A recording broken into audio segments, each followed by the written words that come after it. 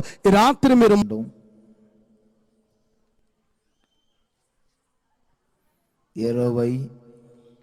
28వ అధ్యాయం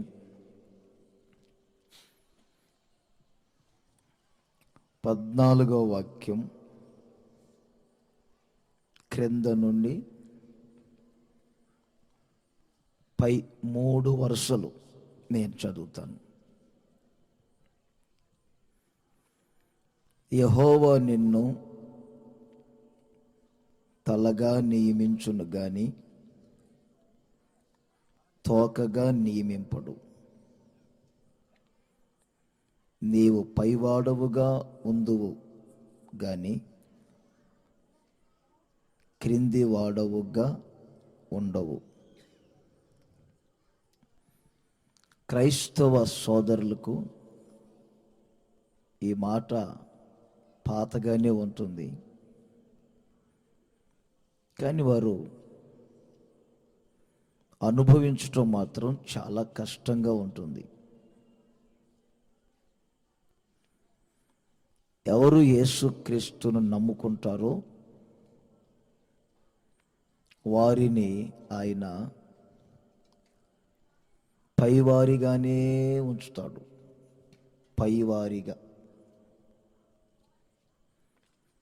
పైవారిగా అంటే ఏమిటి?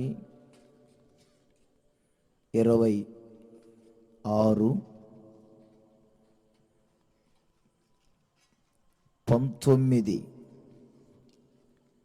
తాను సృజించిన సమస్త జనముల కంటే నీకు కీర్తి, ఘనత, పేరు కలుగునట్లు నిన్ను హెచ్చించును. యేసుక్రీస్తు నమ్ముకున్నవారు తోకగా అంటే క్రింది వారిగా ఉండరు. సమస్త జనములు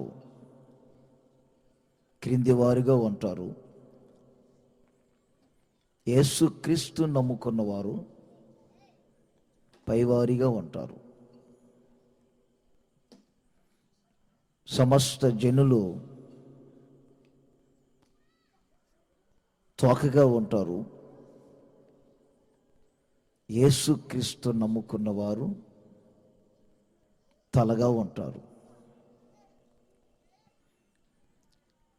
ఈరోజు ఎందుకో ఇదొక వాగ్దానం లాగా ప్రభు మీతో చెప్తున్నారు. ఇక మీదట ఎవరి ఎదుట నిలబడినా నేను పైవాడను అనుకోండి. అనండి మీ నోటితో ఒకసారి అందరూ, ఇంకొంచెం గట్టిగా, నేను పైవాడను అనుకోండి. ఒకసారి మరొకసారి అనుకోండి గట్టిగా. నేను, నన్ను చూశాను బాకండి, అనుకోండి మీ నోటితో, నేను పైవాడను. ఆయన మిమ్మల్ని పైవారిగానే ఉంచుతాడు. సమస్త జనముల కంటే నీకు కీర్తి, ఘనత, మంచి పేరు ఆయన కలగచేస్తాడు. ఎవరి మాట చెప్పేది? ఈ మాట చెప్పే ఆయన బిరుదు ఏమిటి? రోడ్డును వెళ్ళే దరిద్రుడా ఈ మాట చెప్పేది? అప్పు సమస్యల్లో కూర్చుకుపోయిన వ్యక్తి ఈ మాట చెప్పేది? ఫిలిప్పీ పత్రిక 2వ అధ్యాయం 9వ వాక్యం నుండి మీరు చదివితే అక్కడ యేసుక్రీస్తుని గురించి వ్రాయబడింది.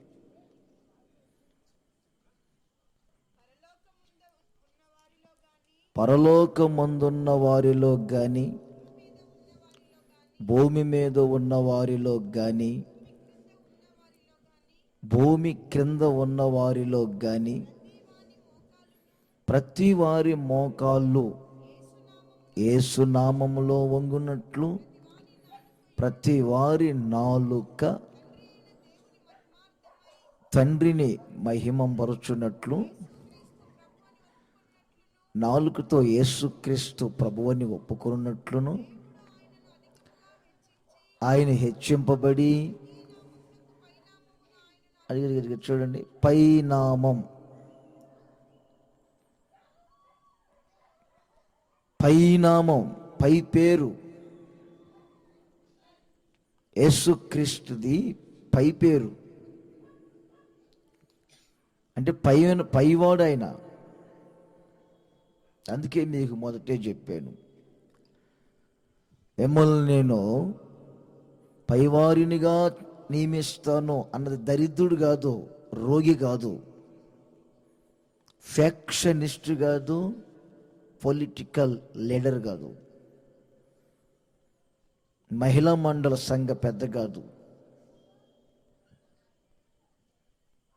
ఆయన పేరు నజరేయుడైన యేసు. నోటి మాటతో ఈ భూమిని ఆకాశమును సృజించిన దేవుడు, ఈ సూర్య చంద్ర నక్షత్ర రాశులన్నిటినీ సృజించినవాడు, నేల మట్టిని బొమ్మగా చేసి నాసిక రంధ్రములో జీవాయువును ఊది తన పోలిక చొప్పున తన స్వరూపముతో మనిషిని చేసిన దేవుడు. ఆయన సృష్టి కాదు, సృష్టికర్త అయిన దేవుడు.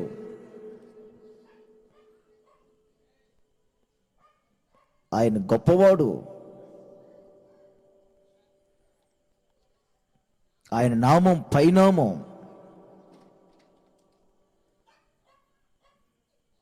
ఆయనతో సాటి ఎవరూ లేరు. ఆయనకు ఆయనే సాటి. మహా ఆశ్చర్య కార్యములో చేయగల శక్తి కలిగిన దేవుడు ఆయన ఒక్కడే.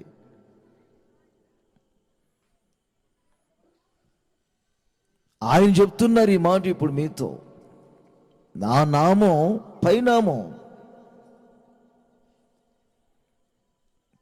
నేను పై దేవుణ్ణి. ఎంతోమంది నా యొద్దకు వస్తారో వారందరినీ కూడా నేను పైవారినిగానే నియమిస్తాను. మరొకసారి చెప్పండి. యేసుప్రభుని నమ్ముకొని దరిద్రులు కారు ఎవరు? ఇప్పుడు నేను మీకు చెప్పాను అనుకోండి, ఎంతోమంది పైవారిగా నియమించబడాలని కోరుకుంటున్నారు? చెప్పండి గట్టిగా, లేలియా. అందరూ చెప్తారు. అవును, మీరు పైవారిగానే ఉండాలి. ఏది మీ ముఖాలు చూపించండి ఒకసారి. జాతకం చెప్పనులేండి. కొందరు జీవితాలలో పైవారిగా ఉండవలసిన దానికి బదులుగా అనేకుల మధ్యలో తలదించుకొని అవమానాలతో బ్రతుకుతున్నారు. పిల్లల అపజయాలు పాలవుతున్నారు.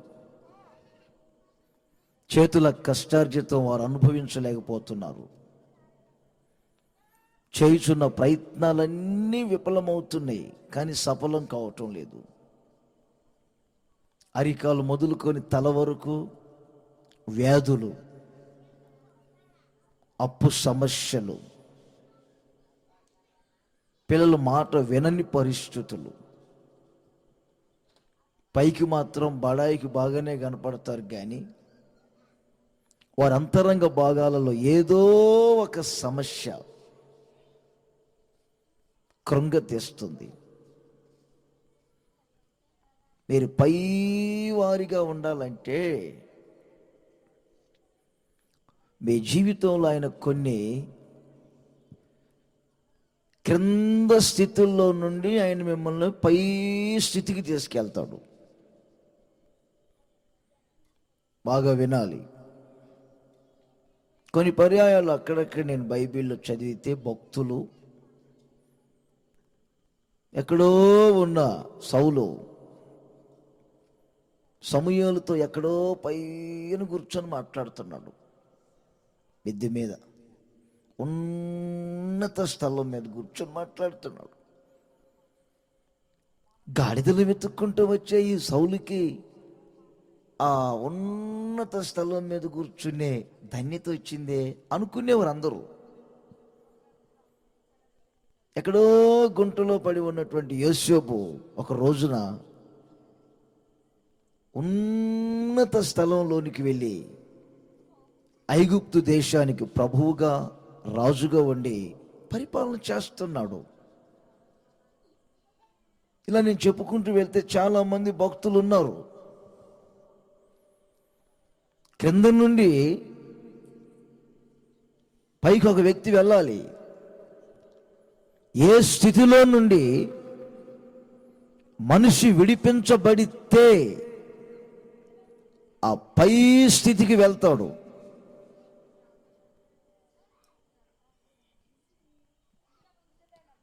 ఆ సంగతిని మీరు గమనించాలి. పందికి ఒక స్వభావం ఉంటుంది.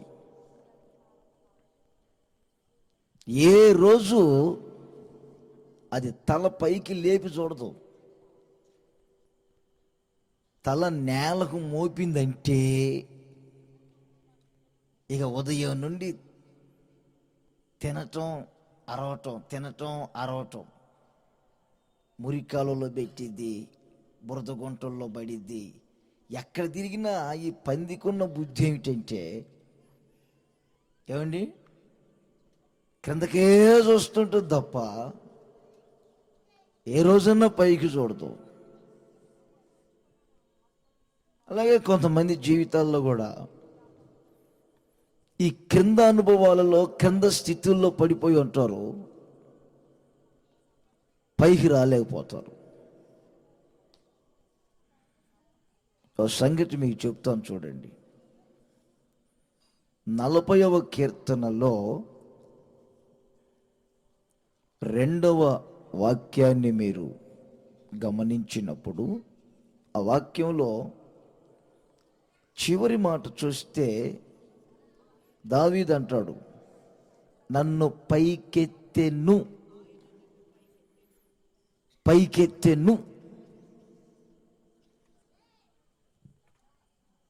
పైవారిగా ఉండాలనుకునేవారు పైకెత్తబడాలి. పైకెత్తెను అన్నప్పుడు పైకి ఎత్తక ముందు ఎక్కడున్నారు ఆయన? ఆ గుంట ఏమిటో చూడండి. నాశనకరమైన గుంట, జిగటగల దొంగ ఊబి అన్నాడు.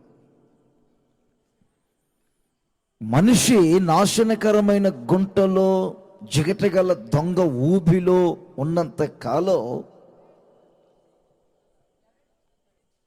ఎలా ఆ మనిషి పైకి వస్తారు? ఒకసారి ఆలోచించాలి మీరంతాను. ఏమిటి నాశనకరమైన గుంట? ఈ జిగటగల దొంగ ఊబి అంటే యెషయా ప్రవక్త 38వ అధ్యాయం 17వ వాక్యంలో తెలియజేశారు.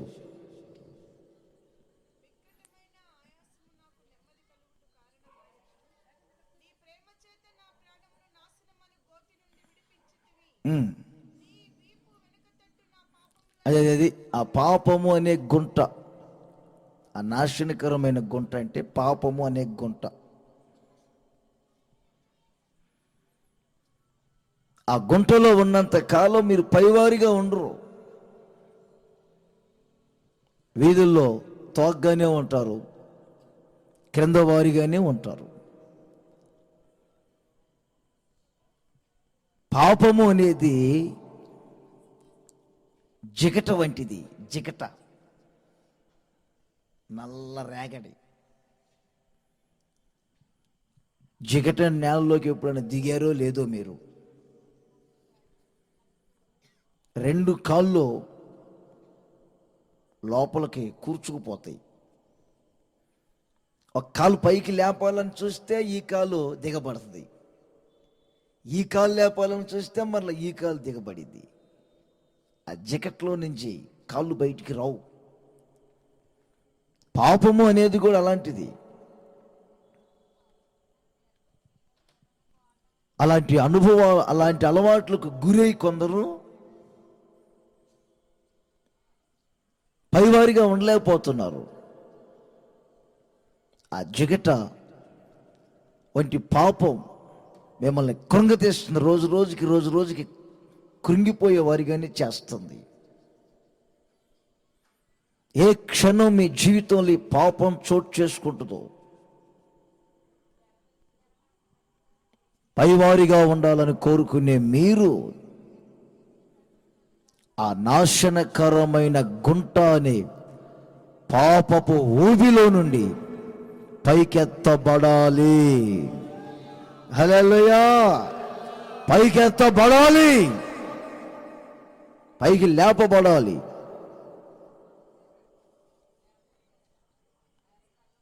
మీ అంతటి మీరు లేవలేరు. నేను ప్రకటించు నజరేయుడైన యేసు మిమ్మల్ని లేపగలిగిన దేవుడు, పైకెత్తగలిగిన దేవుడు. ఆయన సశరీరుడిగా సంచరించుచున్న రోజులలో ఇలాగే గ్రామాలకు వెళ్తూ ఆయన సుబోధలు చేస్తూ ఉండేవారు. కుంటి వారిని బాగు చేసి నడిపించేవాడు, మోగవారికి మాటలు ఇచ్చేవాడు, చెవిటివారు వినేటట్లు చేస్తున్నాడు, గుడ్డివారు చూపు పొందుతున్నారు, కుష్ఠ రోగులు శుద్ధులవుతున్నారు. పాపములో నుండి మనిషి విడుదల పొంది బ్రతుకును మార్చుకొని త్రిప్పబడుతున్నారు. ఆయా చోట్ల చనిపోయిన వ్యక్తులు కూడా తిరిగి బ్రతుకుతున్నారు. ఏ గ్రామానికి వెళ్ళినా యేసు క్రీస్తుకు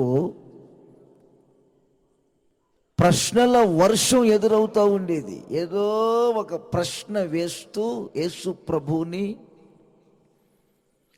ఆ ప్రశ్నల్లో చిక్కించుకోవాలని చూస్తూ ఉండేవారు.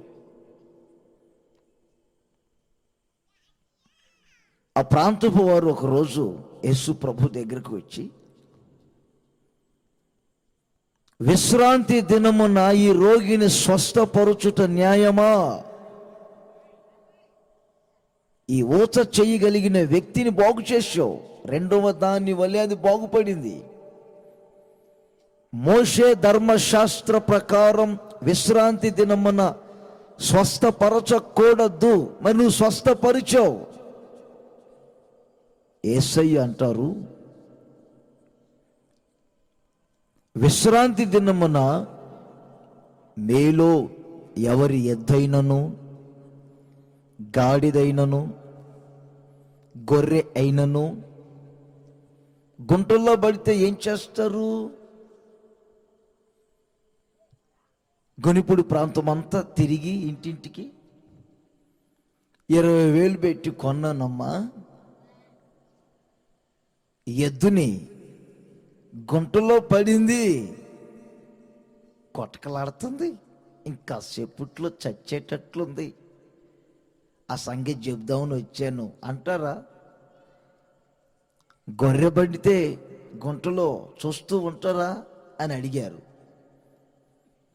ఎలా ఊరుకుంటామండి? గుంటలో పడితే ఆ గొర్రెను గాడిదను ఎద్దును పైకి లేపమా, తీస్తాం కదా అన్నారు.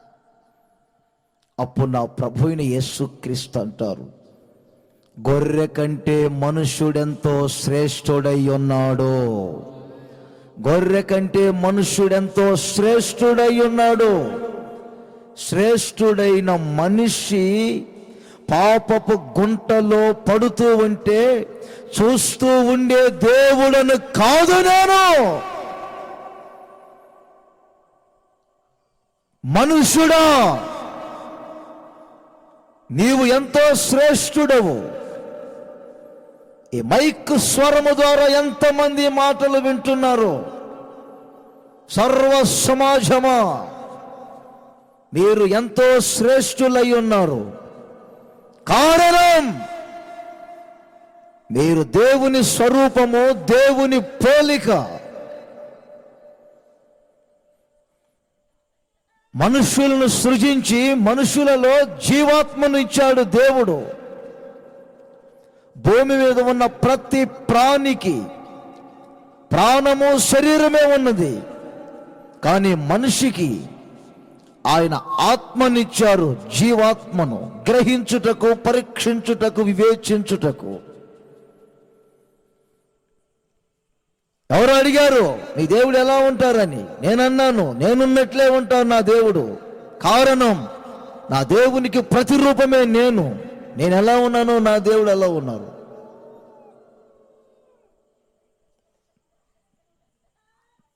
చతుష్పాద జంతువుల రూపాన్ని పెట్టుకొని దానిలో దైవత్వం అన్నది అనుకోవటం మీ బ్రహ్మ, మీ అమాయకత్వం.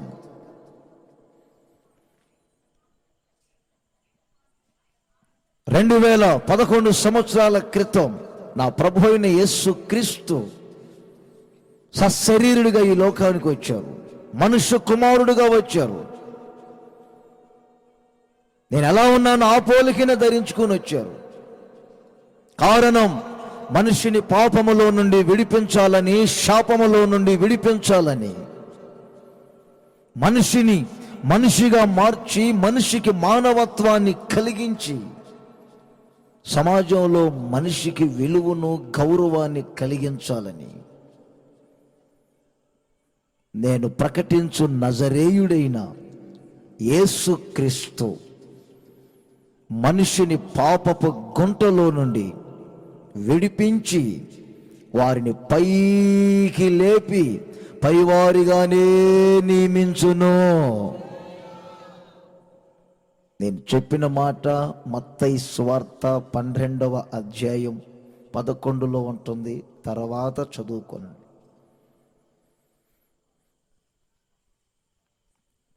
మనిషి గొర్రె కంటే శ్రేష్ఠుడు. ఆ మధ్య ఒక సహోదరి గారు వచ్చారు, ప్రార్థన చేయమన్నారు. ఏ విషయం కొరకు ప్రార్థన చేయాలి చెప్పండి అన్నాను. మా వారు డ్యూటీ ముగించుకొని వచ్చేటప్పుడు మా వీధిలో ఏ ఇంటి తలుపు కొట్టకూడదయ్యా, మా ఇంటి తలుపే కొట్టాలన్నది. విచిత్రంగా ఉంది తను చెప్పిన మాట. అదేంటమ్మా, మా ఇంటి తలుపే కొట్టాలంటారు, ఆ తలుపు కొట్టకూడదంటారు, గుడ్డివాడా అన్నా. కాదయ్యా. మరి గుడ్డివాడు కాకపోతే మీ ఇంటి తలుపు కొట్టకుండా ఆ తలుపులు ఎందుకు కొడతారు? కొంచెం త్రాగితే అయ్యా. ఇక ఆయనకి ఏ ఇంటి తలుపు ఏదో కూడా అర్థం కాదయ్యా. చూశారండి, ఒక భార్య భర్తను గురించి చెప్తున్నారు. మా వీధిలో ఆ తలుపు కొట్టాడయ్యా, అర్ధరాత్రి ఆ తలుపు కొట్టాడయ్యా. అందరు తలుపులు తీయటం, ముఖం మీద ఉమి వేయటం అయ్యా. త్రాగిన మొత్తం అయ్యా. మొన్న అయ్యా పక్కింటి ఆమె తలుపు కొట్టాడయ్యా. నా పేరేమో మహాలక్ష్మయ్యా, ఆ పేరేమో లక్ష్మయ్యా. లక్ష్మీ లక్ష్మీ లక్ష్మీ అని పిలిచాడయ్యా. ఆమె పేరు లక్ష్మి కాబట్టి తలుపు తీసిందయ్యా. తలుపు తీసిన తర్వాత నా భార్య గదే, నా ఇల్లు గదే అని రాలేదయ్యా. లక్ష్మీ అనుకుంటూ లోపలికి వెళ్ళిపోయాడయ్యా. ఆ మనిషికి ఎక్కింది, పెటాలను కొట్టింది ముఖం మీద పెట్టి. అక్కడ మురికాలం అంటే మురికాలలో పడ్డాడు, గుంటలో. మరి ఆ తర్వాత నువ్వు లేపుకొని వచ్చావన్న, ఏమి లేపుకొని వచ్చానయ్యా, ఏనుగు అంతలా ఉంటాడు, నేనెంతో లేగలాగా ఉన్నాను అంటది ఆయమే. మరి ఏం చేశాడు? ఆ మురికాలలో పడి వెతుకుతున్నాడట. ఏం వెతుకుతున్నాడమ్మా అన్న. అక్కడ కొన్నాడు రూపాయి పెట్టి బజ్జి, అది అతనితో పాటు మురికాలలో పడింది. దాన్ని వెతుకుతున్నాడంట మురికాలలో. మరి దొరికిందా అన్న. ఏం దొరికింది? కప్ప దొరికింది. కప్ప దొరికిందా? మరి కప్పని ఏం చేశాడు? కప్ప నోట్లో పెట్టుకొని కొరుకుతాడట. కొరుకుతుంటే అదేం చేసేది? బెకబెక అంది. మరి అంటున్నప్పుడు అన్నది కప్ప అనుకోవట్లా, రూపాయి పెట్టుకున్నా రూపాయకో అంటట. అది కప్పో బజ్జియో తెలిస్తేగా ఈ త్రాగుబోతుకి. త్రాగిన మత్తు. యేసుక్రీస్తు దగ్గరకు వచ్చిన తర్వాత వారు త్రాగుతున్నారంటే యేసు ప్రభువుకి మీకు అసలు సంబంధాలు లేవని అర్థం. కారణం, నేను ప్రకటించు నజరేయుడైన యేసు పరిశుద్ధుడు, కామ క్రోధ మోహం మదమత్సర్యాలు లేనివాడు. ఆయన కోరుకునేది సన్మానాలు కాదు. అగరబత్తీలు ముట్టించండి, క్యాండిళ్ళు వెలిగించండి, కొబ్బరికాయలు కొట్టండి, గుండులు కొట్టించుకోనండి, నన్ను టాటా ఏసి ఎక్కించండి, ప్రొక్లైన్ తీసుకొచ్చి జాకీలు 2 పెట్టి లేపండి, కానివ్వండి అనే దేవుడు కాదు ఆయన. నన్ను సన్మానించండి భక్తులారా, నా మీద పోయండి అనేవాడు కాదు. ఆయన కోరుకునేది ఒకటే, నేను పరిశుద్ధుడను గనుక నా రక్తము చేత మీరు కడగబడి మీరును పరిశుద్ధులుగా మార్చబడండి. త్రాగుడు మానండి, చెడవాట్లు మానుకోనండి. మనిషి మనిషిగా మారాలి. మనిషి మృగములాగా ప్రవర్తించకూడదు. మనిషి వరసవాయిలు తప్పకూడదు. మనిషి మనిషిగా మారాలి. మనిషిని మనిషిగా మార్చగలిగిన వాడు, మనిషికి మానవత్వాన్ని కలిగించగలిగిన వాడు, సమాజంలో మనిషిని విలువగా గౌరవముగా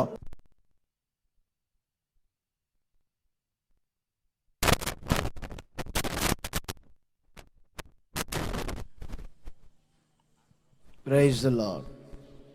ఆయన పేరు నజరేయుడైన యేసు. గట్టిగా చెప్పండి అందరూ.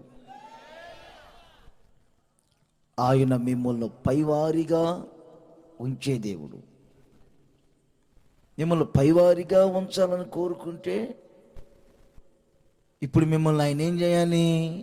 ఆ పాపము అనే గుంటలో నుండి ముందు మీరు పైకెత్తబడాలి. నా పాపంలో, నా అలవాట్లలో నేను ఉంటాను. నేను పైవారిగా మారాలయ్యా, పైకి ఎత్తబడాలంటే ఎలా ఎత్తబడతారు?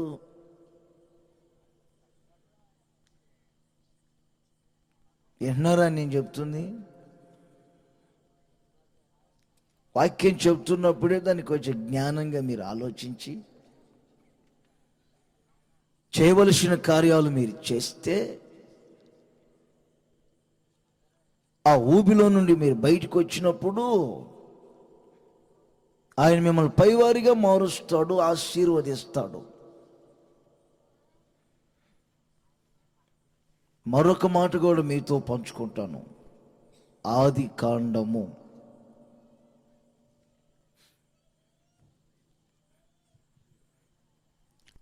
39వ అధ్యాయము 13వ వాక్యం నేను చెప్తాను. రాజు దగ్గర పానదాయకుడుగా ఉండి ఉద్యోగం చేస్తూ రాజుకు ద్రాక్షారసపు గిన్నె అందించేవాడు ఒక ఉద్యోగి.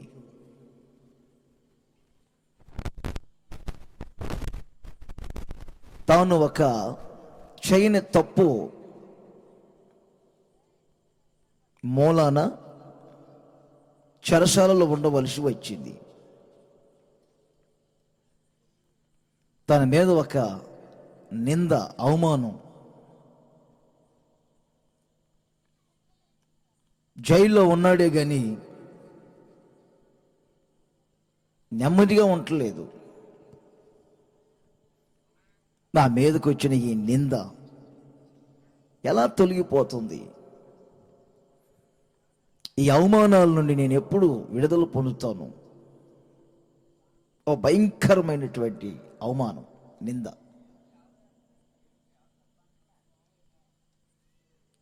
ఆ రోజు ఆయనకు ఒక కల వచ్చింది.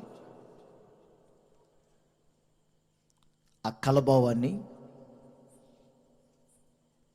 యోసేపు అతనికి తెలియజేశాడు.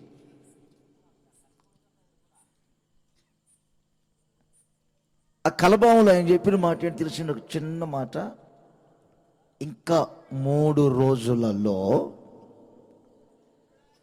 రాజు నీ తల పైకెత్తబోతూ ఉన్నాడు. చెప్పండి గట్టిగాను. లేదా మాట నేను చెప్పే మాట చదువు, 13వ వాక్యం చదువు.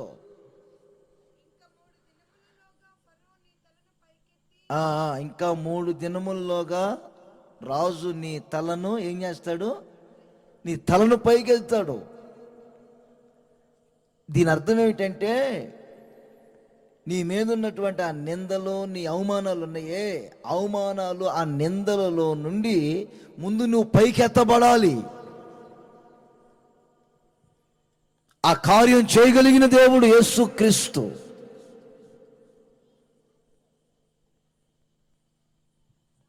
ప్రతి వారు వారు చేసిన పనులు పెట్టి, మరికొంతమంది చేసిన పొరపాట్లను బట్టి తల ఎత్తుకోలేని స్థితి.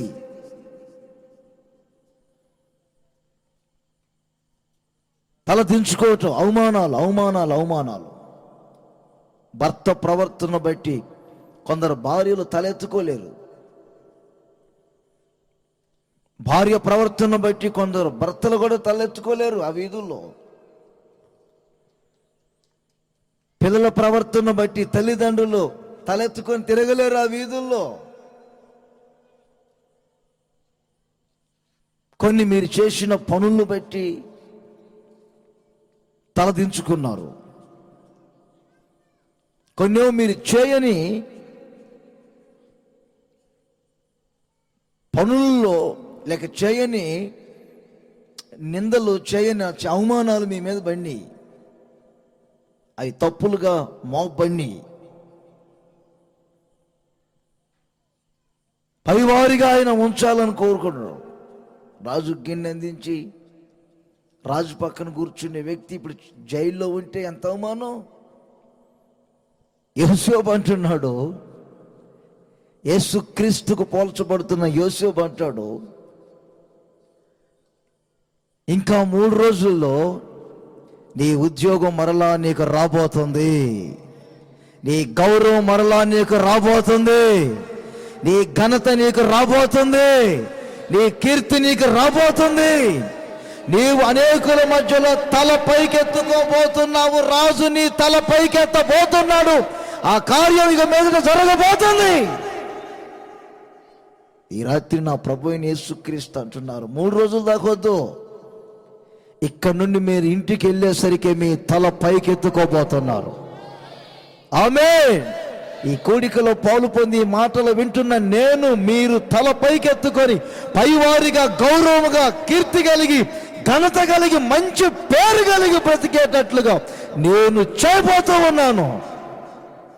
మీ అవమానములకు, మీ నిందలకు, నేను రెట్టింపు ఘనతను మీకు ఇవ్వబోతున్నాను. అలాగున చేయగలిగిన వాడు నేను ప్రకటించు నజరేయుడైన యేసు. మంచి రోజులు వచ్చాయి మీకు. చేతుల పైకి తలలు చెప్పుకోనండి. ఇంకా తలదించుతారు ఎందుకు? లేపండి, లేపండి, లేపండి. వెళ్ళిపోతున్నారు, పైకి వెళ్ళిపోతున్నారు. ఓ వెళ్ళిపోతారు.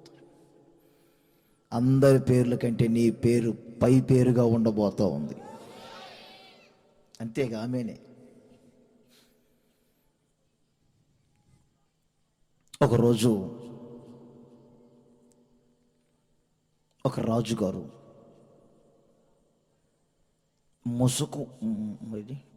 ముఖము మీద ముసుగు వేసుకొని కాళ్ళకు చెప్పులు లేకుండా అలా వెళ్తున్నాడు అరణ్యానికి. కొంతమంది అక్కడక్కడ ఉండి, ఆయనకి శత్రువులు ఉంటారు కదండి, అందరూ ఆయన పార్టీ వాళ్ళు ఉంటారా? ప్రతిపక్షపు వారు కూడా ఉంటారు కదండి.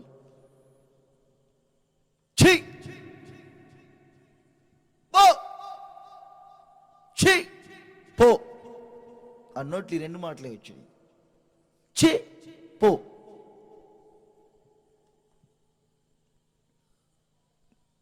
నీవు చాలా కీడు చేశావు, అందుకే ఇప్పుడు నీకీ గతి పట్టింది. కాళ్ళకు చెప్పులు లేకుండా, తల మీద ముసుకేసుకొని, ముఖం చూపించకుండా రాజ్యాన్ని వదిలిపెట్టి అరణ్యానికి పారిపోతున్నావు దావీదు. అసలు సంగతి ఏమిటంటే, తన కుమారుడైన అబ్షాలోం దావీదు గాఢముగా ప్రేమించిన వ్యక్తి. అతడు తండ్రికి వ్యతిరేకంగా లేచాడు. తన పక్షమున కొంతమందిని చేర్చుకున్నాడు. విరోధముగా కుట్ర చేశాడు. దావీదు మంచి మనసుతో ప్రేమిస్తున్నాడు, ప్రాణంలో ప్రాణంగా పెట్టుకున్నాడు, కల నిండా పెట్టుకున్నాడు. ఇతడేమో అన్ని కుట్రాలు పెట్టుకున్నాడు, కక్షలు పెట్టుకున్నాడు, పన్నాగాలన్నీ ప్లాన్లన్నీ చేశాడు. ఆడే అబ్షాలోం. నా కొడుకే నాకు విరోధం గెలిస్తే, నా కొడుకు నేనిద్దరు పొట్లాడుకుంటూ ఉంటే చూసే జనమంతా ఏమనుకుంటారు? ఆ రాజ్యాన్ని ఏదో వారే పరిపాలించని, వారి తెప్పలు అనుబన్నాయి అని తన భార్యను మిగతా పిల్లలను తీసుకొని కాళ్ళకు చెప్పులు లేకుండా తల దించుకొని అలా వెళ్తున్నారు అరణ్యానికి. చచ్చిన కుక్క షిమి ఎంతటి వాడు, అతడు నిన్ను శపించడం ఏమిటి? నువ్వు ఒక్కసారి ఆజ్ఞవు, అతడి తల నరుకుతా అంటాడు దావీదు ప్రక్కన నుండి ఒక వ్యక్తి. తమ్ముడో, ఆవేశపడకు. దేవుడు అతనికి ఆజ్ఞాపించాడు దావీదును శపించమని. గనుక అతడు శపిస్తున్నాడు. లేకపోతే అతడు శపించుటకు అతనికి ధైర్యం ఎక్కడిది? శపించడానికి నాలుగు వస్తుందా? నోరు తిరిగిద్దా? పెదవుల నుంచి నాలుగు బయటకు వస్తుందా? పెదవులు తెరవగలుగుతాడా? దావీదును శపించమని దేవుడు ఆజ్ఞాపించాడు. ఈ శ్రమకు నాకు ఏదో ఒక మేలు ఉన్నది. ఒకటి మాత్రం చెప్తున్నాను వినండి, నా తల పైకెత్తువాడు నా యేసయ్యా. చప్పట్లు కొట్టండి అందరూ గట్టిగా గట్టిగా. నా తల పైకెత్తువాడు యేసయ్యా. శత్రువులు కళ్ళు ఎర్ర చేయవచ్చు, శత్రువులు విరోధముగా అనేక సవాళ్ళు విసరవచ్చు. నా కాళ్ళను పట్టుకోవాలని ఉరులు ఒగ్గి చిక్కించుకోవాలని ప్రయత్నించవచ్చు. నా తల పైకెత్తువాడు నా సింహాసనాన్ని నాకు ఇచ్చి, నా హోదాని, నా గౌరవాన్ని నాకు ఇచ్చి అనేకుల మధ్యలో నా తల పైకెత్తేటట్లు చేయగలిగిన వాడు, నేను ఆరాధిస్తున్న నజరేయుడైన యేసు. నా ప్రియమైన సహోదరులారా, నీ పిల్లల ద్వారా నీకు ఒక అవమానమా?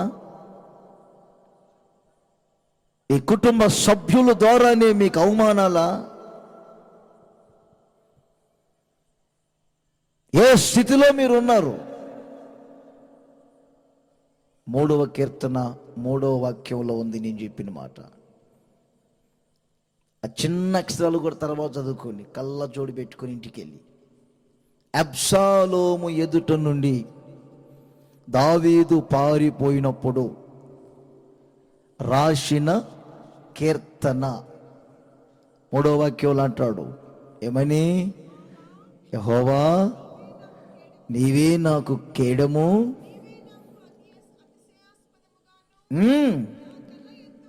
అందరు చెప్పండి ఆ మాట, యేసయ్యను చూసి చెప్పండి. నీవే నా తలను పైకెత్తువాడవై ఉన్నావు. హల్లెలూయా, హల్లెలూయా. ఎంతవరకు ఎదుగుతాడో మిమ్మల్ని ఎదుగుతారు పైకి, మీ తల పైకి ఎదుగుతారు. నీ అవమానాలన్నింటినీ కొట్టివేస్తాడు. ఈ దేవుని ప్రజల మీద కొంతమంది రకరకాలుగా కళ్ళు ఎర్ర చేసి పెదవులు విరిచి ఏమండి సవాళ్ళు విసురుతారు.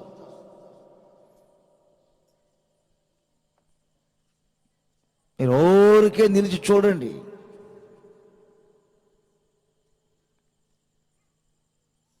ఆ శత్రువుల ఎదుట ఆయన మీ తల పైకి ఎత్తటమే కాదు, వారికి మిమ్ములను ఆయన పైవారిగా ఉంచబోతూ ఉన్నాడు.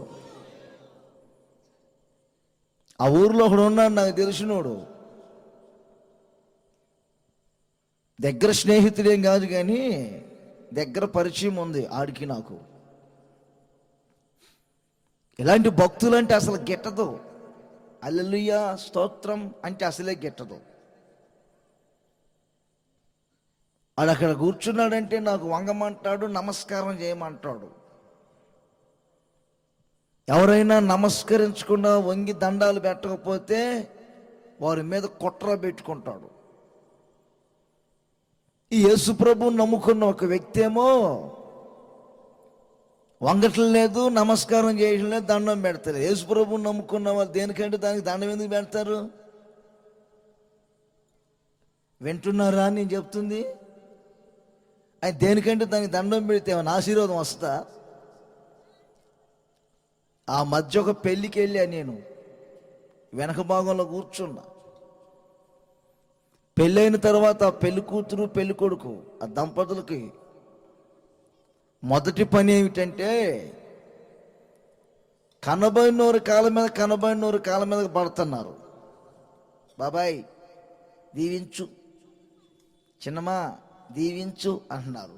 ఆయన పై పంచకి ఈమె పైట చెంగుకి ముడి, ఇద్దరు వెళ్తాం దీవించమంటున్నారు.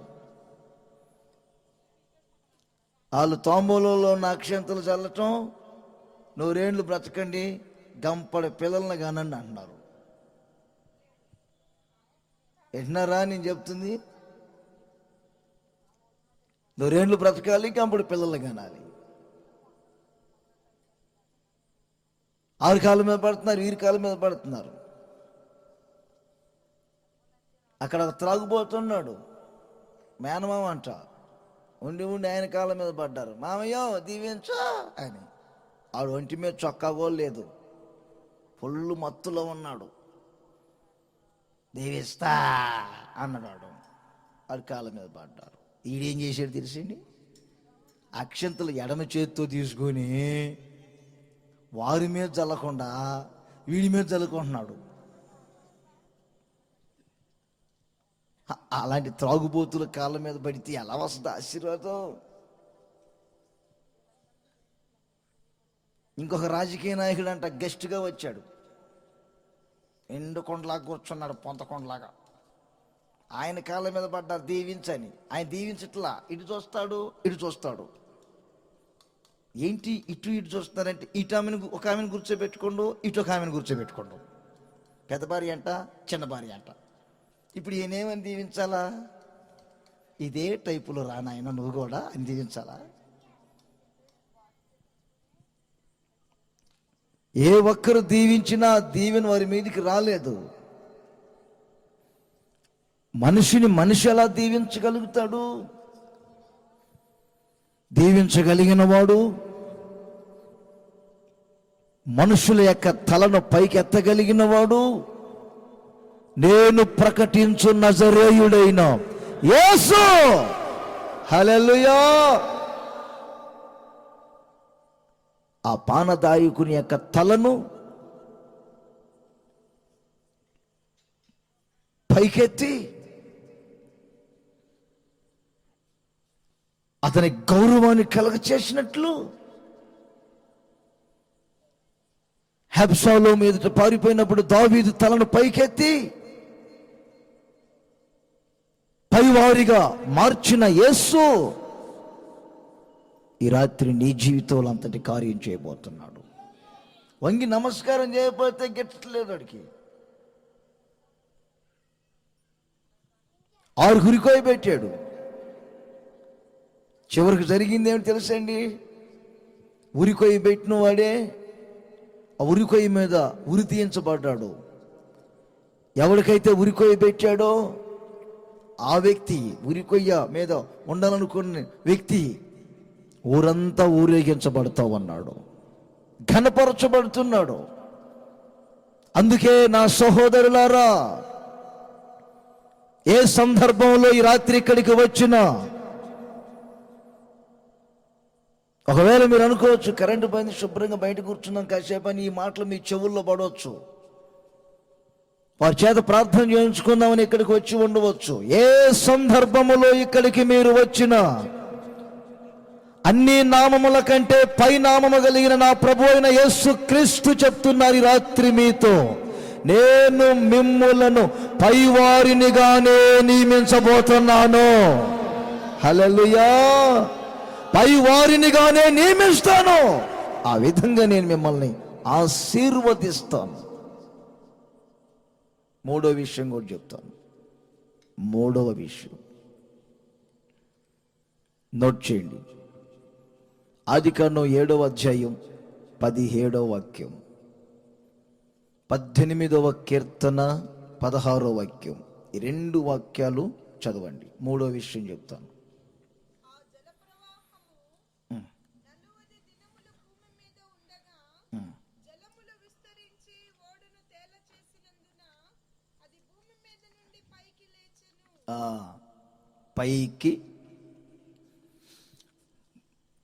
పైకి ఎత్తబడటం ఈరోజు ప్రసంగం మీరు వినేది. పైకి ఎత్తబడటం. కొన్ని పర్యాయాలు నోవాహు వాడకు ఆయన మిమ్మల్ని పోల్చుచున్నారు. నోవాహు వాడ 3 అరలుగా చేయబడింది. మనిషి కూడా 3 భాగాలు, ప్రాణము, ఆత్మ, శరీరం కలిగి. ఈ ఓడ జలములలో మునిగిపోలేదు. జలములలో మునిగిపోకుండా ఆ జలములలో నుండి పైకి ఎత్తబడింది. ఇక్కడ దావీదు కూడా మాట అంటాడు చూడండి. ఇప్పుడు నేను చెప్పిన 18వ కీర్తన 16వ వాక్యంలో, ఉన్నత స్థలములలో నుండి ఆయన చెయ్యి చాపి నన్ను పట్టుకుని మహాజలరాశులలో నుండి ఆయన నన్ను పైకి తీసెను. అందరి చేతులు పైకి చెప్పండి గట్టిగాను, ఇంకా చెప్పండి గట్టిగాను. మహాజలరాశులలో నుండి ఆయన నన్ను పైకి లేపారు. ఒక అనుభవం నేర్చుకున్నాం మనం. నాశనకరమైన గుంట నుండి ఆయన మిమ్మల్ని పైకి లేపెను. రెండవది అవమానాలు, నిందలలో నుండి ఆయన మిమ్మల్ని పైకి లేపెను. మూడవది జలరాశులలో నుండి, మహాజలములలో నుండి ఆయన మిమ్మల్ని పైకి లేపెను. పైకి ఎదుగుతాడు ఆయన మిమ్మల్ని.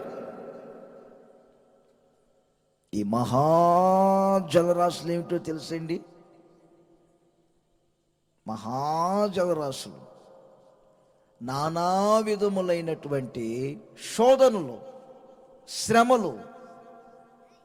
దావీదుకి శ్రమ వచ్చినప్పుడు ఈ కీర్తన రాశాడు. ఆ 18వ కీర్తనలో ఇంకొక మాట కూడా అంటాడు, నా శ్రమల్లో. మొదటి వాక్యం నుండి మీరు చదువుకుంటూ వస్తే 5వ వాక్యం వరకు 6వ వాక్యం వరకు ఈ పాటలన్నీ ఉంటాయి. నా శ్రమలో నేను యెహోవాకు మొరపెడితిని, అనేక శ్రమలు. మొదటి వాక్యం చదువు.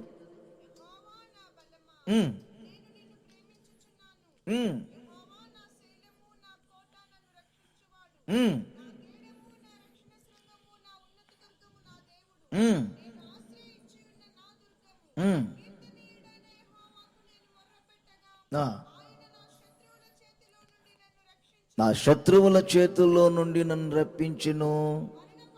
అది చూడండి, మరణ పాశములు నన్ను చుట్టుకొనగను, భక్తిహీనులు వరద పొర్లు వలె నా మీద పడి బెదిరింపగను, పాతాళపు పాశములు నన్ను అరికట్టగను.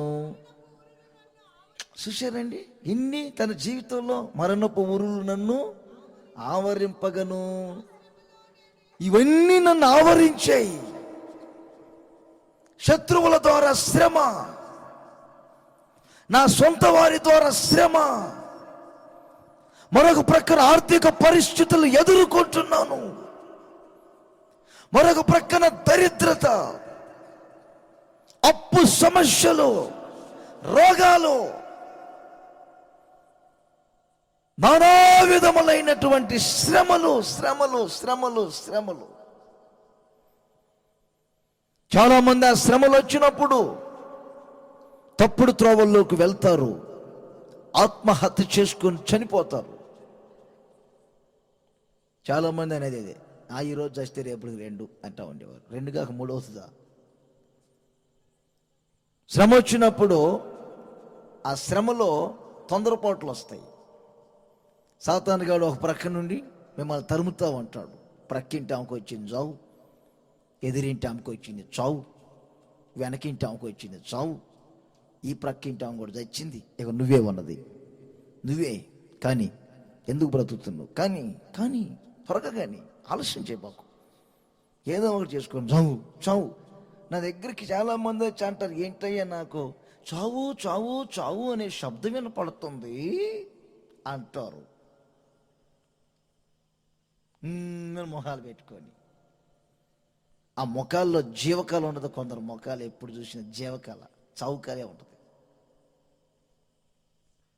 మహాజలరాశులు,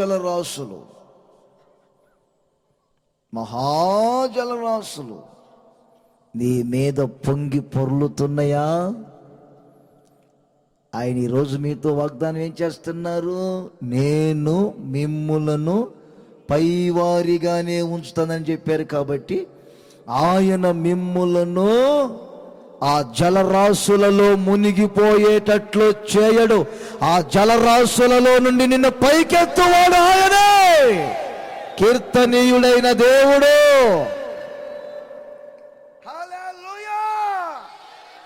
ఇంకా గట్టిగా దిమ్మెక్కిపోవాలి చెవులు, గట్టిగా. ఒకసారి యేసుక్రీస్తు, మీరు పడవలో ప్రయాణం చేస్తూ అద్దరికి వెళ్ళండి, నేను వస్తాను అన్నాడు. ఇక 12 మంది ఓడలో పడవలో ప్రయాణం చేస్తూ ఉన్నారు. ఏం చక్కగా పాటలు పాడుకుంటున్నారు, చక్కని పాటలు పాడుకుంటున్నారు. హైలేసా హైలో హైలేసా అనుకోండి, పాడుకోండి పోతున్నారు. ఒకడేమో చొక్కాని వేస్తాడు,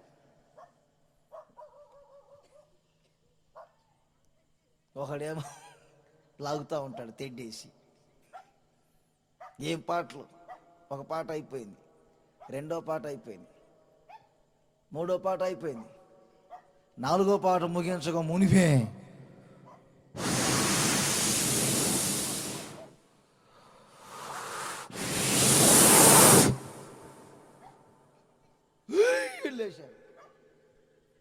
లేచేసరికి ఇంకేముంది, మేఘాలు మార్పు వచ్చేసినాయి. భయంకరమైన గాలి విసురుతుంది. ఈ ప్రాంతంలో కుక్కలకు కూడా బయట దయ్యాలు.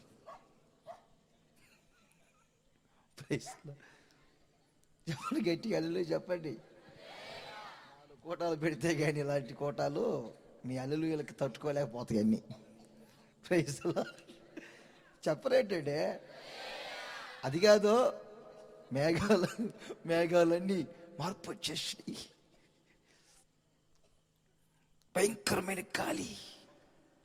ఒరేయ్ యోహాను, ఏంటి పేతురన్నా, ఒరేయ్ ఇన్ని రోజులు మనం ఈ సముద్రంలో ఇలా వెళ్ళాం, ఎప్పుడైనా ఇంత పెద్ద గాలి వచ్చిందా, ఇంత పెద్ద తుఫాను వచ్చిందా? ఏంట్రా ఈరోజు మరి మేఘాలు ఎక్కువగా అలాగే ఎగిసిపడుతున్నాయి. ఈ గాలులకు, ఈ అలలకు మన పడవ అద్దరికి వెళ్తుంది అంటారా? కలవరపడుతున్నారు. అందులో ఉన్నది జాలర్లే, అయినా కలవరపడుతున్నారు. జాలర్లు అంటే వేదగలుగుతారు, జాలర్లు అంటే ఎలాగైనా తప్పించుకొని రాగలుగుతారు, అయినా వారి జీవితంలో కలవరు. ఇంకా కొంచెం గాలి, సముద్రం విసురుతూ ఉంటే అలా కన్నులెత్తి చూశారు. ఆ 4వ జామున నా ప్రభు అయిన యేసుక్రీస్తు సముద్రం మీద, నీళ్ళ మీద నడిచి వస్తా ఉన్నారు. హల్లెలూయా! దూరము నుండి చూశారు.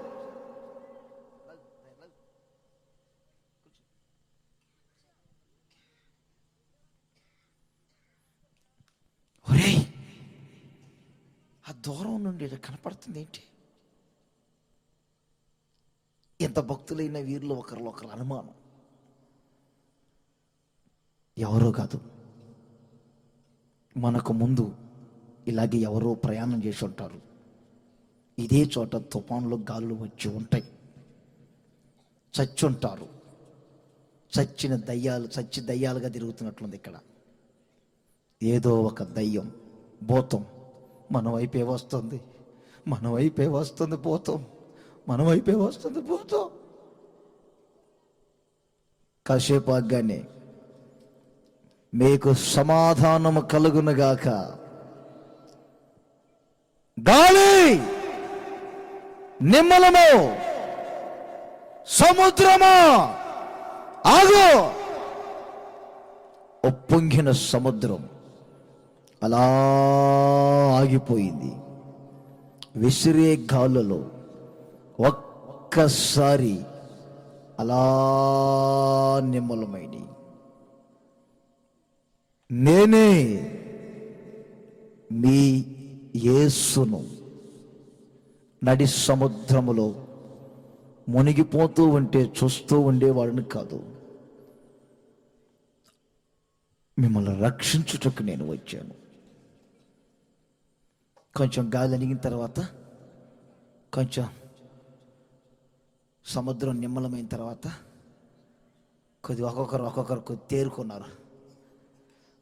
అమ్మయ్య, తెప్పరి వెళ్ళారు, తేరుకున్నారు. యేసు ప్రభువా స్తోత్రం నాయనా, రానాయనా అనొద్దు. అప్పటికీ వీరికి అనుమానమే. ఈ పేతురు అంటాడు, నీవే అయితే నీలాగే నేను కూడా సముద్రం మీద నడిచేటట్లు నాకు ఆజ్ఞాపించు. పేతురు నా మాట మీద ఒక వ్యక్తి నమ్మకం పెట్టుకొని నడిస్తే అతడు మునిగిపోడు, నడిచి వస్తాడు. నీ విశ్వాసం నేను నడిపిస్తుంది. నడిచిరా, 4 అడుగులు వేశాడు. ఒకసారిలా గాలి విసిరింది అని. ఆ గాలిని చూసి మునిగిపోతా ఉన్నాడు. మునిగిపోతా ఉన్న పేతుర్ని జలరాశుల్లో మునిగిపోతున్నాడు. జలరాశులు పేతుర్ని బంధించాలని చూశాయి.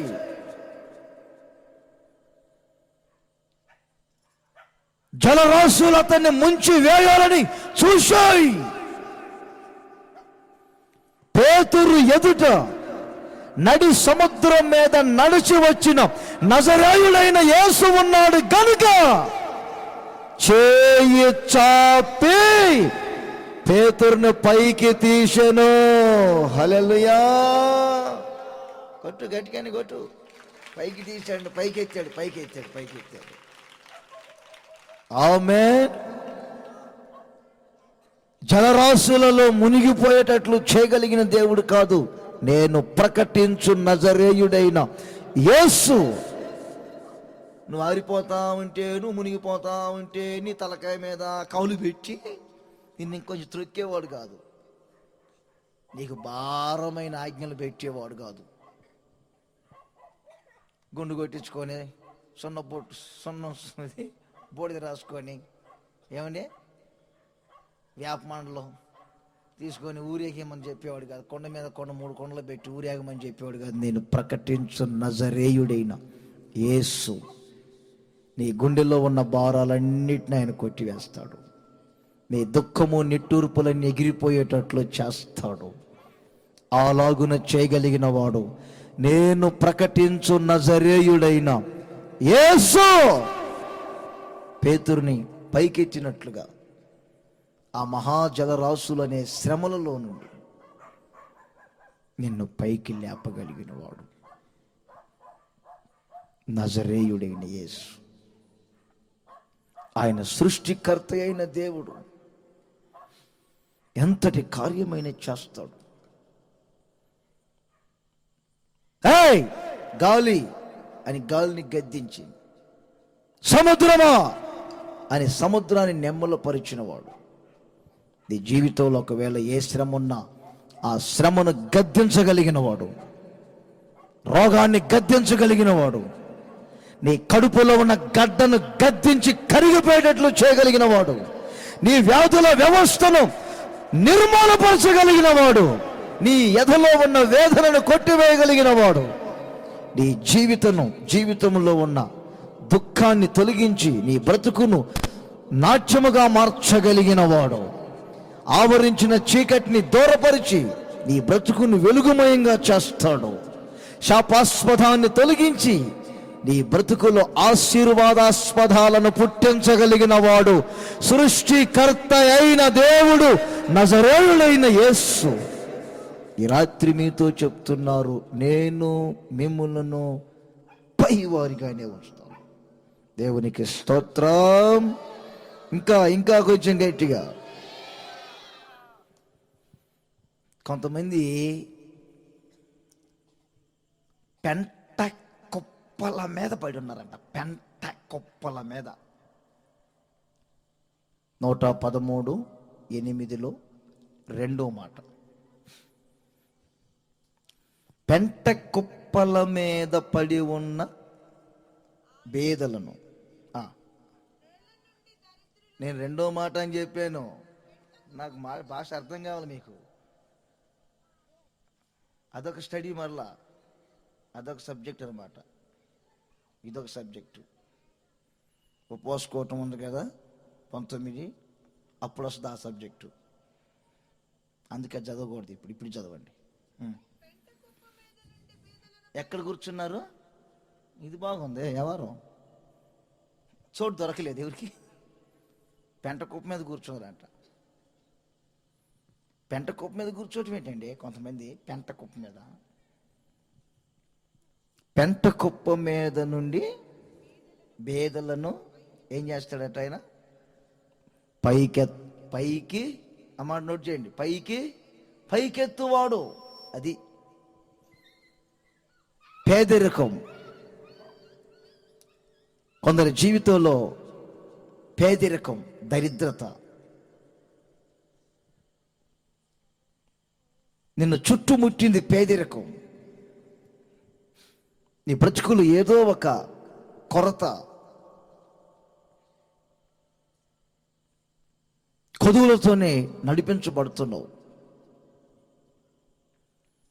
దరిద్రత దరిద్రత దరిద్రత.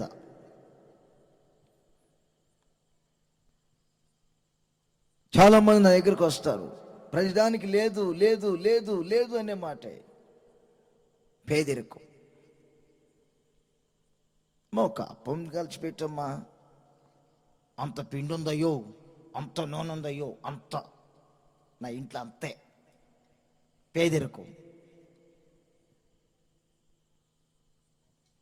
చూసారండి, ఒక అప్పం చేసి పెట్టాము, ఒక సేవకుని వచ్చానంటే, ఒక ఇంటికి వెళ్తే పేదరికం. 10 రూపాయలు ఇటానికి కానుక లేక ఇంట్లో బియ్యం పోయిపోతుంది నా బ్యాగులో. ఇంక బాగుందిలే, నేను బియ్యం పోసుకుని పాస్టర్లా కనపడుతున్నానా? ఏమి లేవయ్యా. ఏం లేకపోతే ఏమైంది, ఊరుకో, నేను ప్రార్థన చేస్తా ఈసారి ఇచ్చేటట్లు. ఇంకొక ఇంటికి వెళ్ళా, ప్రైజ్ ద లార్డ్ అమ్మా అన్న, ప్రైజ్ ద లార్డ్ అని చెప్పి నన్ను అక్కడ నిలబెట్టి పరిగెడుతుంది. ఎక్కడికమ్మా అంటే, వాళ్ళ ఇంటికి వెళ్ళి కుర్చీ తీసుకొస్తాను, నువ్వు కూర్చోని కన్నది. నీ ఇంట్లో కుర్చీ లేదా అన్నా? లేదయ్యా. ఏ ఇంటికి వెళ్తున్నావు? ఏ ఇంటికి వెళ్తున్నావు? సుబ్బులక్ష్మి ఇంటికి. ఆమెమో దేవుణ్ణి నమ్ముకోలేదు, ఏమో దేవుణ్ణి నమ్ముకుంది. దేవుణ్ణి నమ్ముకున్నాము, దేవుణ్ణి నమ్ముకోని దగ్గరికి వెళ్తుంది. నేను కూర్చొని కుర్చీ తీసుకురాడానికి. ఇక చాలే, నోరు మూయి అన్న, నీకు ఎన్ని కుర్చీలు కావాలి చెప్పు అన్న.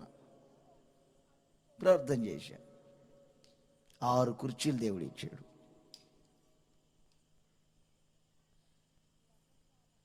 ఇలాంటి మాటలు ఎన్నో చెప్పగలుగుతా నేను. ఏలియా ఇంట్లో ప్రార్థన చేశాడు, బుడ్డిలో ఉన్న నూనె తరిగిపోలేదు, తొట్టిలో ఉన్న పిండి తరిగిపోలేదు. ఎలీషా దగ్గరకు ఒక అప్పు సమస్యలతో ఒక ఆమె వచ్చారు. అప్పు సమస్యలని బాధపడుతున్నారు. ఆయనకు సలహా ఇచ్చి ప్రార్థన చేసి పంపించారు. అప్పులు తీరిపోగా తన కుటుంబం అంతా పోషించబడింది.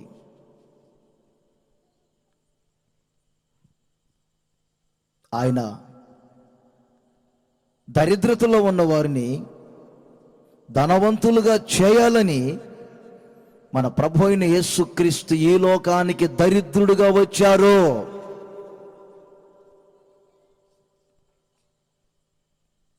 నీ జీవితంలో ఏ దరిద్రత నిన్ను పేదరికపు స్థితికి తీసుకొని వెళ్తుంది,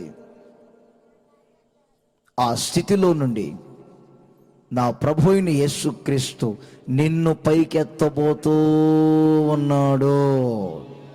ఇంకోసారి చెప్పండి గట్టిగాను, నిన్న ఆయన పైకెత్తబోతూ ఉన్నారు. పేదరికం అనేది నీ దరిదాపుల్లోనికి రాదు. అలా పైకి వెళ్ళబోతున్నారు మీరు, అంతే.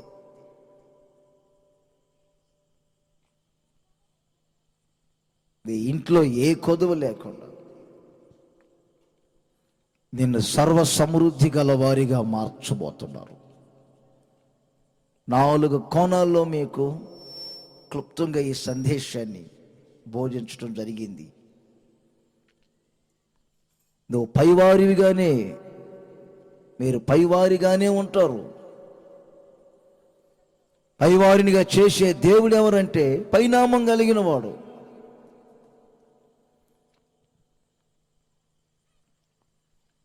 సమస్త జనముల కంటే నీకు ఘనతను, మంచి పేరుని, కీర్తినివ్వగలిగిన వాడు.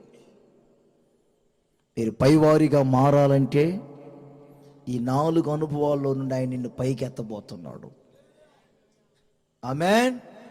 ఈ 4 అనుభవాల్లో నుండి పైకి ఎత్తబోతున్నాను నిన్ను. 1, నాశనకరమైన గుంట అనే పాపములో నుండి ఆయన నిన్ను పైకి ఎత్తును. రెండవది నిందలు అవమానములు అనే ఆ స్థితిలో నుండి నీ తలను ఆయన పైకెత్తును. తర్వాత మూడవది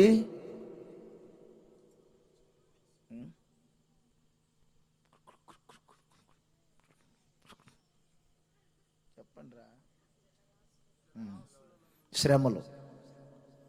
ఈ కొన్నిసార్లు అప్పుడప్పుడు పుడతాయి నాకు ప్రసంగాలు, అవి వెంటనే మైండ్లో ఉండవు, చెప్పుకుంటూ వెళ్తా. జలరాశులు అనే శ్రమలలో నుండి నోవాహు వాడు అలా పైకి లేచింది. నిన్ను కూడా అలా శ్రమల్లో నుంచి ఆయన పైకి లేపుతాడు. మూడవది దరిద్రపు స్థితి నుండి ఆయన నిన్ను పైకెత్తువాడు. నజరేయుడా నా యేసయ్యా, ఎన్ని యుగాలకైనా ఆరాధ్య దైవము నీవేనని గలమెత్తి నీ కీర్తి నే చాటేదా.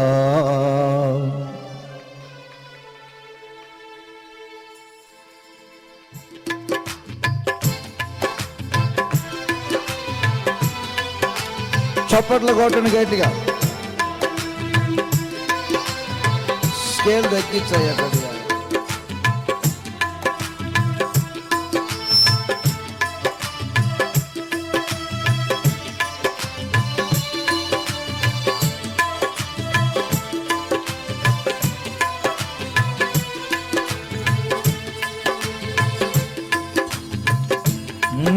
ఆకాశ గగనాలను నీ జనతో కొలచితివి.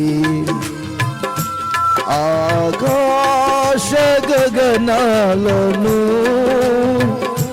నీ జనతో కొలచితివి. శూన్యములో ఈ భూమిని వేలాడదీసిన నా యేసయ్యా, శూన్యములో ఈ భూమిని వేలాడదీసిన నా యేసయ్యా, నీకే వందనం, నీకే వందనం, నీకే వందనం, నీకే వందనం. నజరేయుడా నా యేసయ్యా, ఎన్ని యుగాలకైనా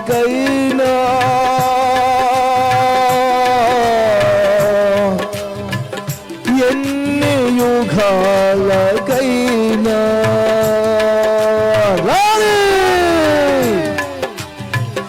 ఎన్ని యుగాలకైనా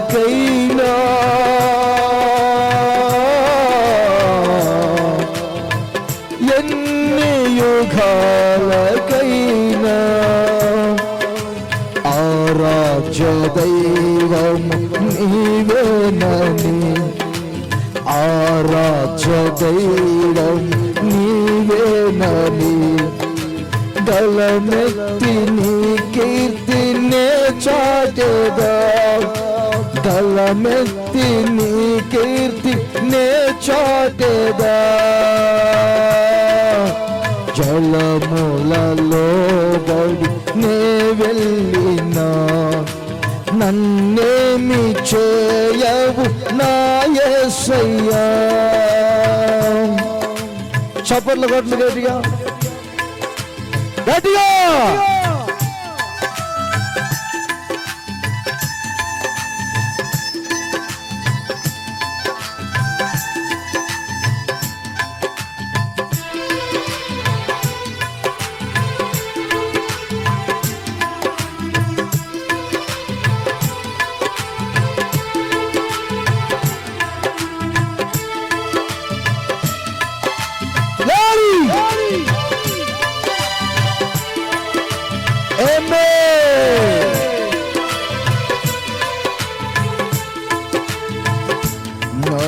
అగాధ సముద్రాలకు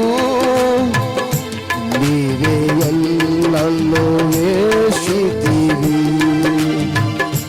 అగాధ సముద్రాలకు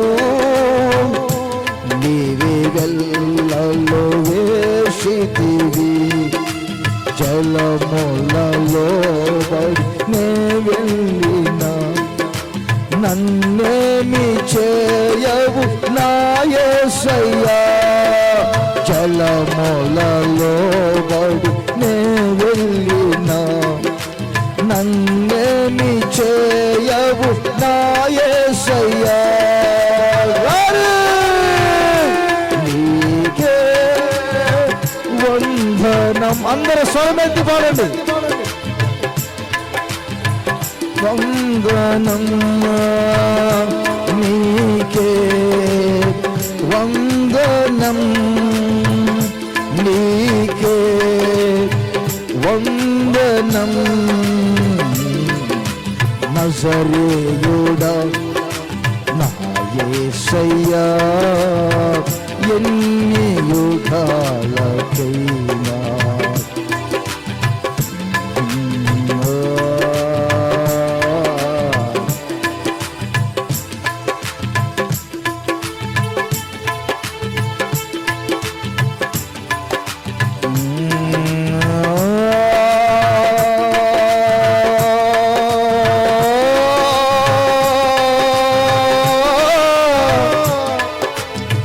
ఎన్ని యుగాలకైనా, ఎన్ని యుగాలకైనా, ఎన్ని యుగాలకైనా, ఎన్ని యుగాలకైనా ఆరాధ్య దైవము నీవే నబి, ఆరాధ్య దైవము నీవే నబి, గలమెత్తి నీ కీర్తినే చాటెదా, గలమెత్తి నీ కీర్తినే చాటెదా, ఆరాధ్య దైవము నీవే నబి, ఆరాధ్య దైవము నీవే నబి, ఆరాధ్య దైవము నీవే నబి. అందరూ మోకాళ్ళ మీద ఆరాధ్య దైవము నీవే నబి, గలమెత్తి నీ కీర్తినే చాటెదా, గలమెత్తి నీ కీర్తినే చాటె యేసయ్యా, నీకే వందనం, నీకే వందనం, నీకే వందనం, నీకే వందనం, ఆరాధ్య దైవం నీవే నబి, ఆరాధ్య దైవము నీవే నబి, ఆరాధ్య దైవము నా యేసయ్యా, ఆరాధ్య దైవము నీవే నబి, ఆరాధ్య దైవము నా యేసయ్యా, ఆరాధనా ఆరాధనా ఆరాధనా ఆరాధనా, ఆరాధ్య దైవము నీవే నబి, ఆరాధ్య దైవము నీవే నబి, బలమెత్తి నీ కీర్తినే చాటె యేసయ్యా, బలమెత్తి నీ కీర్తినే చాటెదా,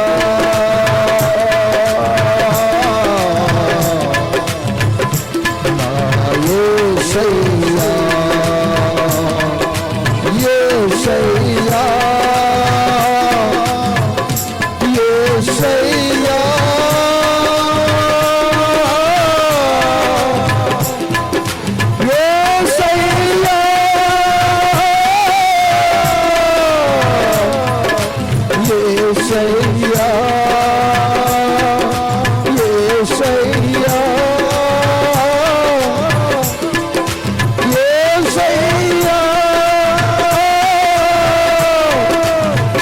జలములలో పడి నేవెళ్ళినా, జలములలో పడి నేవెళ్ళినా, సీయోనులో నిన్ను చూడాలని, సీయోనులో నిన్ను చూడాలని ఆశతో ఉన్నాను నా యేసయ్యా, ఆశతో ఉన్నాను నా యేసయ్యా, ఆశతో ఉన్నాను నా యేసయ్యా, సీయోనులో నిన్ను చూడాలని, సీయోనులో నిన్ను చూడాలని ఆశతో ఉన్నాను నా యేసయ్యా, ఆశతో ఉన్నాను నా యేసయ్యా, ఆశతో ఉన్నాను నా యేసయ్యా,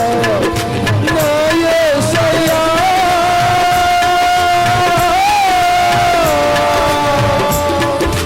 నా యేసయ్యా, సీయోనులో నిన్ను చూడాలని, సీయోనులో నిన్ను చూడాలని ఆశతో ఉన్నాను నా యేసయ్యా, రిక్కవల శరబబబబబ,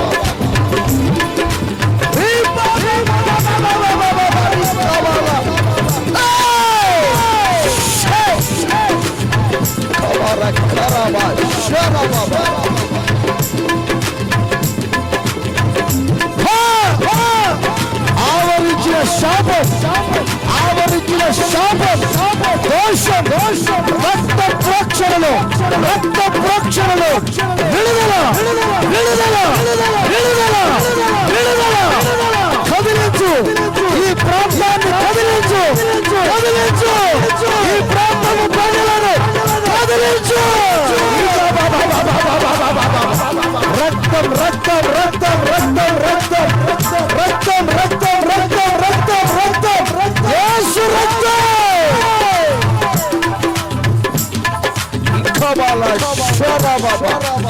ఎవరు నశించుట ఇష్టమైన దేవుడు,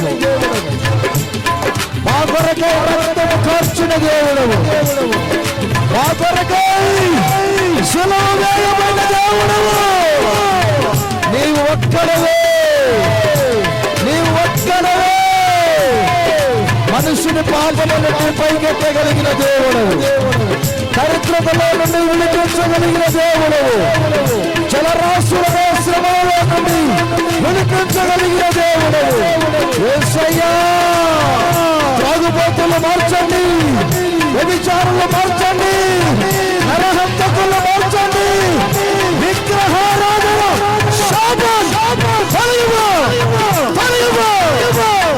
మనిషి మనిషిగా మారాలి, మనిషికి మానవత్వం కలగాలి, సమాజంలో మనిషి విలువగా గౌరవగా ఉండాలి. యేసు అద్భుతం చేయండియ్యా, అద్భుతం చేయండియ్యా, యేసయ్యా, యేసయ్యా, యేసయ్యా, ఈ ప్రాంతాన్ని ఆశీర్వదించండి, ఆశీర్వదించండి, ఆశీర్వదించండి, ఆశీర్వదించండి, ఆశీర్వదించండి, ఇప్పుడే, ఇప్పుడే, ఇప్పుడే, ఇప్పుడే, ఇప్పుడే.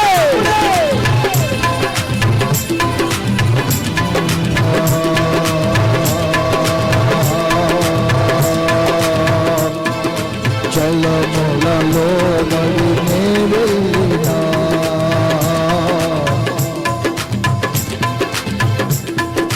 ఆరాధ్య దైవము నీవేనని, ఆరాధ్య దైవమా,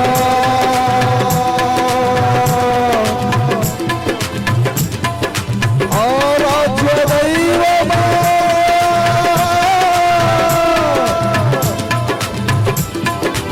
ఆరాధ్య దైవమా, నా యేసయ్యా, నా యేసయ్యా, ఆరాధ్య దైవము నీవేనని, ఆరాధ్య దైవము నీవేనని, కలమెత్తి, కలమెత్తి నీ కీర్తినే చాటుదా, కలమెత్తి నీ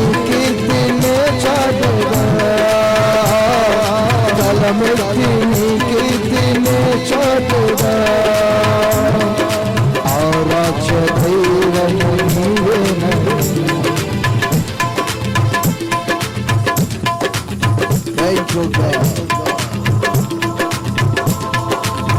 Thank you, Lord.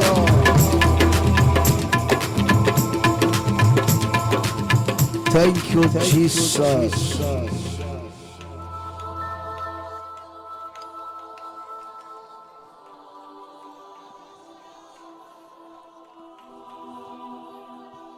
అన్ని నామముల కంటే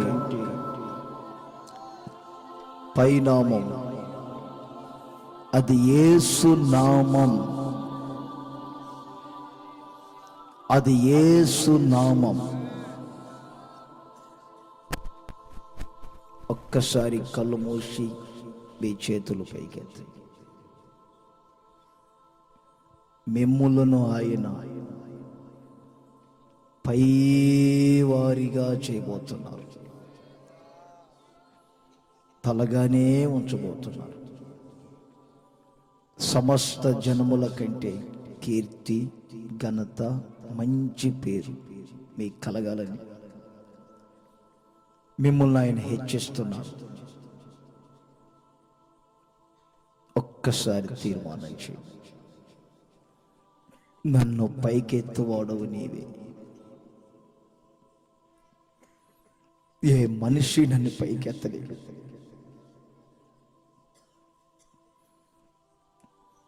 లోకం నన్ను పైకెత్తలేదు. నమ్మిన స్నేహితులు నన్ను పైకెత్తలేరు.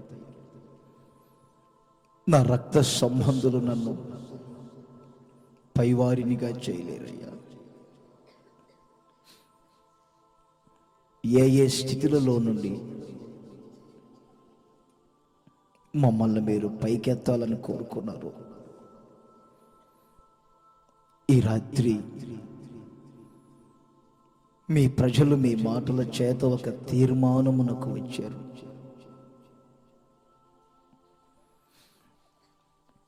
తెలియని పాపపు గుంటలో చిక్కుకొని ఉన్నారు.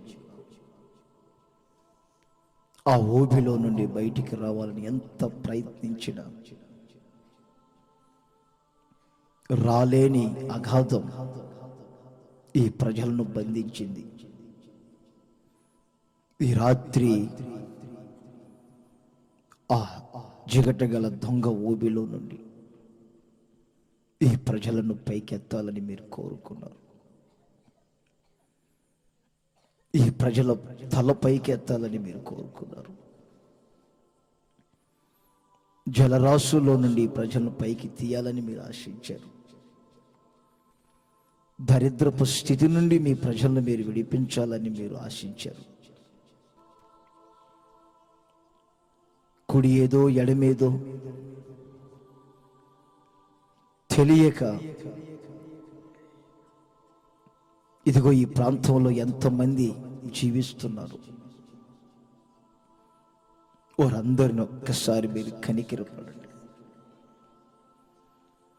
ఈ కుటుంబాల మీద మీరు కనికరాన్ని చూపించండి అయ్యా.